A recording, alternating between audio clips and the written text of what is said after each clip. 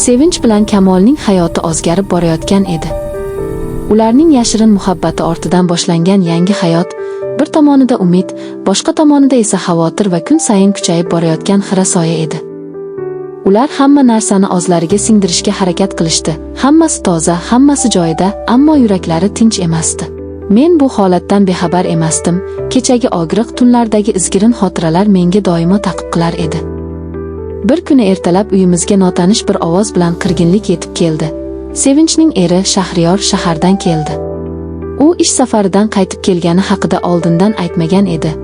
Oddiy hayot davom etayotgandek ko'ringan kun albatta boshqa tomonga burilardi. Men hamon onamning uyida emas, balki shahar chetida kichik bir kvartirada yashay boshlagandim. O'sha kundan keyin hammasi o'zgargan edi. Lekin men ularni tinchgina qo'yishga qiynaldim. Shahriyor ochiq yuzli ammo qat'iy odam. U oilasiga juda sodiq, sevimli xotini Sevinchni juda yaxshi ko'rar edi.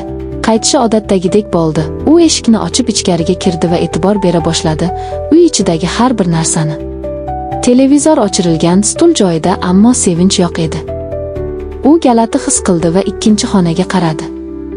O'sha lahzada men o'zimni to'xtata olmadim. Yuragim baland urib, qadamlarimni tezlatdim. Ular bilan uchrashishim kerak edi. Qandaydir ichki hislar menga shunday dedi. Men ular bilan gaplashishga qaror qilib, Sevinchning uyi tomon yo'l oldim. Ammo qadamlarimni tezlatganim sari butun qalbim titray boshladi. Bu uchrashuv yaxshi tugamasligini bilardim. Uydagi xonaga kirganimda eshik orqaga yopilib, uy bir lahzaga sukunatga cho'mdi. Shahriyor bir burchakda turardi, yuzida g'azabning so'nggi chayqalishi bor edi. U Sevinchni ko'rib, so'ngra Kamolni ko'rdi. Ularning holati, yuz ifodalari hammasi bir surat kabi ochildi. Shahriyorning ovozi ochiq va hayqiruvsiz bo'ldi. Sevinch, bu nima? Siz nima qilgansiz? Kamol avval sust holda qaradi, so'ngra boshini egdi. Sevinchning ko'zlari to'lib ketdi. U nima deyishni bilmasdi. Shahriyorning qadamlarida qat'iyat bor edi. U yelkalarini bosingancha pastdan yuqoriga qarab hammasini bir zumda anglab oldi. Yuzidagi chidamsiz og'riq menga ham o'tib ketdi. U ota, odam sifatida xiyonatni qanday qabul qilishini birdan ko'rib turdim. Boshlanishi so'z orqali emas, qarash bilan edi. Shahriyorning ko'zlarida eng kuchli hayrat va tushunmovchilik aralashib ketgan edi. U jim turib bir necha qadam tashladi va so'ngra o'zini tiya olmay, "Nega men buni bilmayman?" dedi u ovozi bo'shalib. Uning so'zlari hamma narsani kesib tashladi. Bu so'zlar faqat ular uchun emas, hamma uchun, mening dunyomga ham. Ularning sirini bilmagan, yo'qotishiga tayyor bo'lmagan odamlar orasida endi hammasi jihatdan yangi oqibatlar boshlanishi mumkin edi. Shahriyorning ichidagi og'riqdan ko'ra uning iztirobi tinchlikni bilmas edi.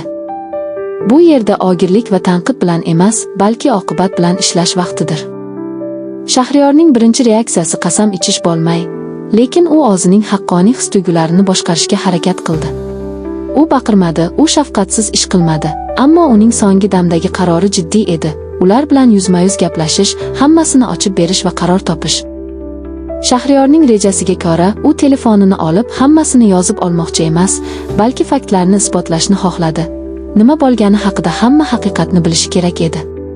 Ularni xotinlarini va erini izlab yurgan do'stlar, oilaga yaqin kishilar oldida so'zlashishga majbur qildi, chunki yashirish endi mumkin emas edi. Ularning sirlari endi faqat 3 kishilik xonada qolmasdan, butun dunyoga tarqalish ehtimoli paydo bo'ldi. Shahriyor va Sevinch o'rtasida qizg'in so'zlashuv bo'ldi. Sevinch hammasini tushuntirishga harakat qildi. U qanday noto'g'ri yo'lga tushganini, qanday charchoq va boshqalarini aytib berdi. Lekin aytish va oqlash har doim ham kechirimni olib kelmaydi. Shahriyor uchun eng og'ir tomoni ishonchning yirtilishi edi. U oilasining asl poydevori endi siltangan edi. Ijtimoiy sohada hammasi tez yoyila boshladi. Qishloqdagi do'stlar, hamkasblar, ishdagi hamrohlar, ular hammasidan chetda qolmadi. Rumorlar dagal ko'chaga chiqdi. Sevinch va Kamol uchun bu nafaqat shaxsiy, balki ijtimoiy jazosiz qolmadi. Odamlar ularni boshqacha ko'z bilan qaray boshladi. Eski iliq muomalalar sovuqlashdi. Shahriyorning oila va do'stlari ham bu vaziyatga aralashdi. Ularning bahslari, maslahatlari, hamdardliklari hammasi bir yo'lakda yigildi. Bu haqiqiy qaytar dunyo edi. Hayotning barqarorligi birdan buzildi va ularni hamma tomondan bosim ostida qoldirdi. Bu yangi haqiqat sevinch va kamolni sindirdi. Ularning ish joylari xavf ostida qoldi, ba'zi do'stlaridan esa umuman xabar yo'qoldi. Shahriyor esa boshida hech qanday zarar yetkazishni istamadi, lekin u ham inson, uning ichidagi jarohat asta-sekin namoyon bo'la boshladi. U o'zini tashlab ketish yoki qonuniy choralar ko'rish haqida o'yladi. U oilaviy maslahatchi bilan uchrashdi, huquqiy yo'llar haqida so'radi va o'z haq-huquqlari uchun qanday choralar ko'rish mumkinligini aniqladi. Men bu jarayonda yonidan chetda turib hammasini kuzatdim. Men o'sha paytda o'zim uchun ham qaror qabul qilardim. Ularni to'liq kechirish yoki butunlay hayotimdan chiqarib yuborish. Bu qaror yengil bo'lmadi. Men tushunarli bo'lishga harakat qildim. Ham sevinch ham inson, ham kamol ham xatolik qilgan. Lekin ularning xatosi minglab odamlarni, oilalarni ranjitishi mumkin edi. Oxiri qanday bo'ldi? Ular uchun hayot tobora sinovga aylangan edi. Shahriyor rasmiy ravishda ajrim talabi bilan hujjat to'pladi, ammo u ham ich-ichidan yuragida qaror qila olmadi. Vaqti bilan ularni bir joyga yig'ib haqiqiy suhbat tashkil etdi. U o'sha suhbatda shunday dedi: "Men xafa bo'ldim. Ammo meni xafa qilgan eng katta narsa halol bo'lmaslik. Men hamma narsani haqiqatan eshitmoqchiman. Agar haqiqatni bilsam, keyin nima bo'lishini ko'ramiz." Bu so'zlar qayta tiklanish uchun imkon berdi. Barcha tomonlar Shahriyor, Sevinch, Kamol va men professional yordamga murojaat qildik. Oilaviy terapevtlar, maslahatlar, vaqti bilan terapiya sessiyalari. Bu jarayon uzoq va og'ir bo'ldi. Ijtimoiy jazo va xiyonatning og'ir izlari ularni bir umr olib yuradi, ammo ba'zan chin dard va rostgo'ylik orqali ham tiklanish mumkinligini ko'rsatdi. Hikoyaning qaytar dunyo qismi shunda. Ularning hayoti dastlab barbod bo'lib ko'rindi, obro', e'tibordan mahrum bo'ldi, oilaviy rishtalar sinib ketdi, ijtimoiy ehtiyotlar kuchaydi. Ammo aynan shu buzilish orqali ular hayotlarining qayerida xato qilganlarini ko'rish imkonini topdi. Ba'zan butun dunyo seni agdaradi, lekin shu paytda sen o'zingni ham ko'rasan. Yakunida nima bo'ldi degan savolga bir oddiy javob bo'lishi mumkin emas. Shahriyor va Sevinchning tarixi murakkab. Ular ajrashdi yoki qiyin ishlar orqali qayta topishdi. Buni har kim o'z yuragi bilan qaror qiladi. Kamol esa uzoq vaqt davomida o'zini tiklash uchun shaharni o'zgartirdi. Men esa hayotimning boshqa safhasiga o'tgan bo'ldim.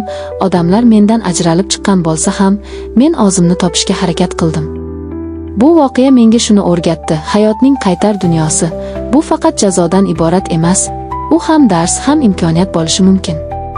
Qanday qarorlar qabul qilsang ham, oxirida sen o'zingga halol bo'lishing kerak. Va kechirim eng qiyin, ammo ba'zan eng to'g'ri yo'l.